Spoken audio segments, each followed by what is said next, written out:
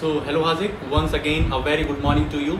Welcome to our Geography class जिसमें हम लोग पढ़ रहे हैं इस समय अपना चैप्टर मैप्स। तो बात ऐसी है भाई कि आज लोग अपना इस चैप्टर मैप जो है इसको अच्छे से कंप्लीट करना। ठीक भाई, तो देखते हैं आज हमें कौन कौन से टॉपिक हैं। तो आज आते हैं अपनी पीपीटी पर। ठीक है, दिखाई दे रहा है। तो पीपीटी कुछ इस प्रकार है अपनी chapter number 4 maps.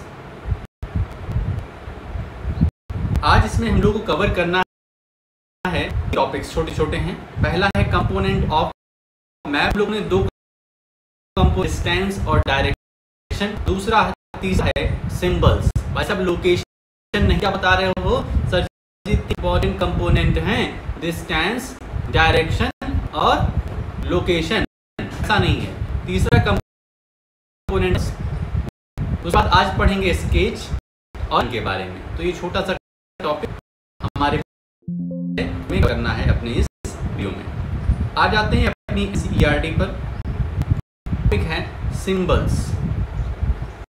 It is the third important component of a map. Line by line चलेंगे हाजिक भाई, बहुत ध्यान से देखना है और हर चीज को समझना है। जहां दिक्कत होती है हमको पूछना है। It is third important component of a map. It is not possible to draw a map the actual shape and size of different features, buildings, roads, bridges, railway lines और अ वेल। ठीक, तो कह रहे हैं कि तब map में actual size में बनाना बहुत डिफिकल्ट काम है, बहुत ही बेकार काम होगा। यदि बड़ी बड़ी हम लोग लग गए मैप में बनाने, ट्रीज को मैप में बनाने लगे। ट्री जितना बड़ा है एक्चुअल साइज में, जितनी उसकी लेंथ है उतनी लेंथ का हम लोग मैप में ट्री बना रहे हैं। तो भाई साहब ये बहुत ही बेवकूफ़ी भरा काम होगा कि यदि हम एक्चुअल साइज ही बना दे रहे हैं, उसमें रोड बना रहे हैं, उसमें हम लोग कुएं बना रहे हैं, रेलवे लाइन जितनी बड़ी है उतनी रेलवे लाइन बना रहे हैं, तो ऐसा नहीं होता है। हम कहते हैं उसकी जगह पे कुछ सिंबल्स यूज करते हैं, कुछ हम लोग ड्राइंग बना देते हैं। So they are shown by using certain letters, shades, colours, pictures and lines. These symbol give a lot of information in a space.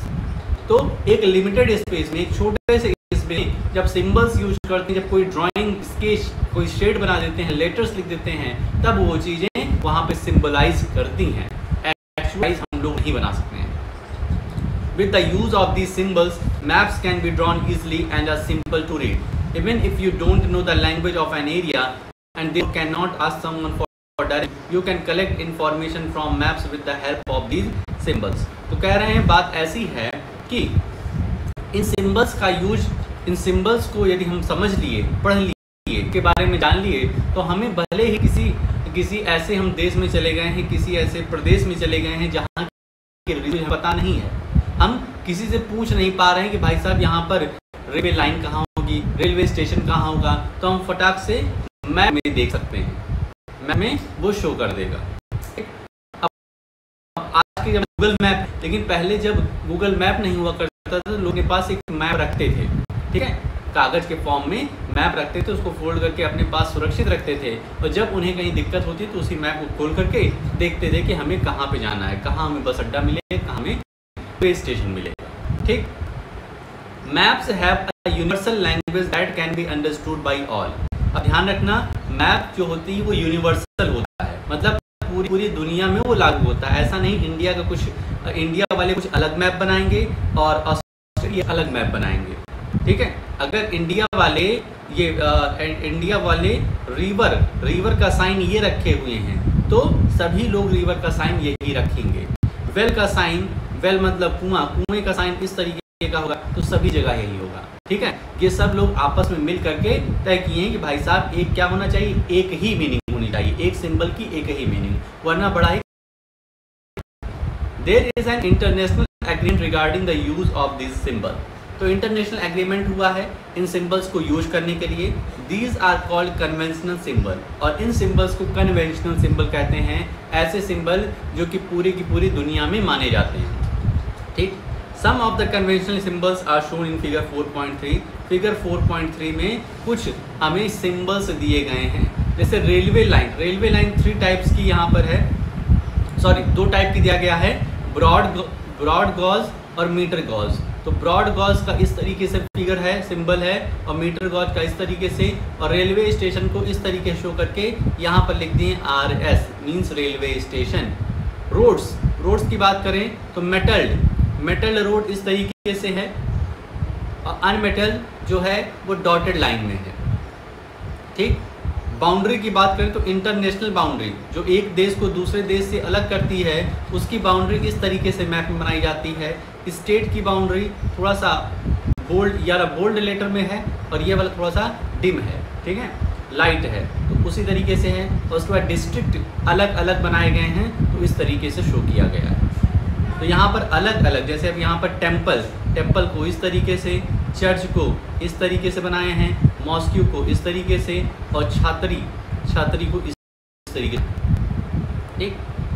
Post office को PO लिख दिए हैं, लेटर्स में लिख दिए हैं, PO means post office. Post and telegraph office को PTO, और पुलिस स्टेशन को PS। तो इस सिंबल समझना बहुत ज़रूरी है, याद करना बहुत ही ज़रूरी है, जिससे कि फिगर में जहाँ कहीं भी सिंबल लिखा रहे हम उसको समझ जाएं। अब यहाँ पर देखो, अब ये इस तरीके से बना हुआ, ये क्लियर हो गया कि यहाँ पर मॉस्क्यू है। ठीक। ये छात्री है, ये रेलवे स्टेशन है, ये तुम्हारा मीटर गॉज है, मीटर गॉज की रेलवे लाइन गई है। ठीक। ये तुम्हारा स्कूल है, ये पुलिस स्टेशन है, ये पोस्ट एंड टेलीग्राफ ऑफिस है। ठीक। ये तुम्हारा क्या है, इसका भी साइन दिया हुआ है, क्या चीज़ है ये, तो ये है तुम्हारा सेटलमेंट मतलब यहाँ पे लोग रहते हैं। ग्रेवयार्ड मतलब यहाँ पर लोगों की कब्र है। ट्रीज, ग्रास, ऐसे सब के सिंबल लिख दिए, तो सिंबल से हमें मैप्स पढ़ने में आसानी होती है। Various colours are used for the same purpose. For example generally blue is used for showing water bodies. हमें कहीं पर वाटर शो करना है कि यहाँ से रिवर जा रही है या कैनाल है, तो हम वहाँ पर ब्लू कलर से शो कर देते हैं। माउंटेन को ब्राउन से, yellow for plateau, and green is used for plains. कोई प्लेन्स है, समतल भूमि है, तो उसको ग्रीन कलर से, और प्लेट्यू है जो चारों तरफ से पानी से घिरा हुआ है, मतलब थोड़ा टापू टाइप का है, उसको हम येलो कलर से शो करते हैं। ठीक। तो इस तरीके से बात हो गई। अब आ जाता है स्केच। ठीक है, ये एक एक्टिविटी है भाई साहब, लुक एट द फिगर 4.4, इसको तुम्हें करना है अपने आप से। स्केच की बात करें, a sketch is a drawing mainly based on memory and spot observation and not to scale. अब स्केच जो है, इसमें हम स्केल का ध्यान नहीं रखते हैं। स्केल में क्या होता है, जो एक्चुअल साइज और हमारे जो पेज पे जो हम इमेज बनाते हैं उसका रेशियो सेम रहता है, मतलब एक्चुअल जैसा दिखता है, होता नहीं लेकिन एक्चुअल जैसा दिखता है। अब जैसे ताजमहल है, ताजमहल को जब कॉपी पे बनाया जाता है तो हमें पता है कि जैसे ताजमहल कॉपी पे बना तरीके से दिख रहा है। ठीक है, एक्चुअल साइज नहीं है लेकिन इनका रेशियो सेम है, मतलब एक पिलर है, उस पिलर के बीच की जो दूरियां हैं वो इसमें क्या है, उसका रेशियो सेम रखे हैं। तो उससे क्या दिखता है, हम जो इमेज देखते हैं अपने फ़ोटो वगैरह में, वो एकदम एक्चुअल जैसे लगती है। Sometimes a rough drawing is required of an area to tell where a particular place is located with respect to other places. देखो इस केस तुम भी कभी बनाए होगे कि हम अपने घर से निकले, फिर ये वाली रोड पे पहुँचे, यहाँ पर चौराहा था, चौराहे से फिर इस तरीके से गए, फिर यहाँ पर इस तरीके से गए, फिर सीधे चलते चले, फिर यहाँ पर स्कूल मिल गया। तो ये क्या है, ये जो तुम्हारा होम था, ये तुम्हारा स्कूल था। तो ये जो बना इसी को कहते हैं स्केच। इसमें हम लोगों ने स्केल का ध्यान नहीं रखा, इसको बस एक रफ फॉर्म में बना करके सामने रख दिया, तो इसी को स्केच कहते हैं। Suppose you want to go to your friend's house but you don't know the way, your friend may make a rough drawing to show the way to his house। तो तुम्हारा दोस्त क्या करेगा, तुम्हें अपने दोस्त के घर जाना है लेकिन उसका घर नहीं पता है, तो तुम्हें एक रफ स्केच बना करके देगा कि भाई साहब ऐसा करना, इस चौराहे पहुंचना, फिर यहाँ से बाएं मुड़ना, फिर यहाँ से दाएं बढ़ना, वो एक पेज पर बना करके दे देगा, उसी को स्केच कहते हैं। Such a rough drawing is drawn without scale and and is called a sketch map. तो ऐसा मैप जो कि बिना किसी स्केल के, बिना किसी 1 centimetre is equal to 10 kilometre के, ये स्केल ही तो है, बिना इसके जो मैप बनाया गया है उसी को हम लोग स्केच कहते हैं। अब आता है plan. Plan, a plan is the drying of a small area on a large scale. Plan क्या है? प्लान एक प्रकार की जो कि छोटे से एरिया में, small area on a large scale, इसमें हम लोग लार्ज स्केल का इस्तेमाल करते हैं। कल हम लोगों ने देखा था कि स्मॉल स्केल मैप क्या होता है, लार्ज स्केल मैप क्या होता है। लार्ज स्केल मैप हम लोग यूज करते हैं जब हम लोग को टाउन, विलेजेस या सिटी की बात करनी हो, रोड को दिखाना हो, तब हम लोग लार्ज स्केल मैप का यूज करते हैं। A large scale map gives a lot of information, but there are certain things which we may sometimes want to know. For example, the length and breadth of a room. ठीक है, हमको room की length और breadth चाहिए हो, room की length और breadth चाहिए हो, which can't be shown in a map. Map में हम लोग किसी रूम की लेंथ और ब्रेड्थ नहीं शो कर सकते हैं, तो वो प्लान की हेल्प से होता है। प्लान क्या है? एक small drying of small area on a large scale. Large scale पर छोटे छोटे एरिया में ड्राइंग जो बनाते हैं उसको हम कह रहे हैं plan. Which can't be shown in a map, at that time we can refer drawing drawn to scale called a plan. तो इसी को प्लान कहते हैं। भाई साहब, जब कभी भी घर का नक्शा बनता है, घर का नक्शा बनता है तो उसमें हम लोग ना ही जितने प्रकार के हम लोग मैप पढ़ते हैं, ना ही पॉलिटिकल मैप का इस्तेमाल करते हैं, ना ही फिजिकल मैप का, ना ही थीमेटिक मैप का। ठीक, जब हम घर का नक्शा बनाते हैं, घर का नक्शा बनाने में प्लान का यूज होता है कि कहाँ पर कितने कमरे होंगे, कमरे की लेंथ कितनी होगी, कहाँ पर होगा, कहाँ बाथरूम होगा, कहाँ पर तुम्हारा बेसिन लगेगी, कहाँ किचन होगा, कहाँ पे जो पूजा करने वाला घर होगा वो कहाँ होगा।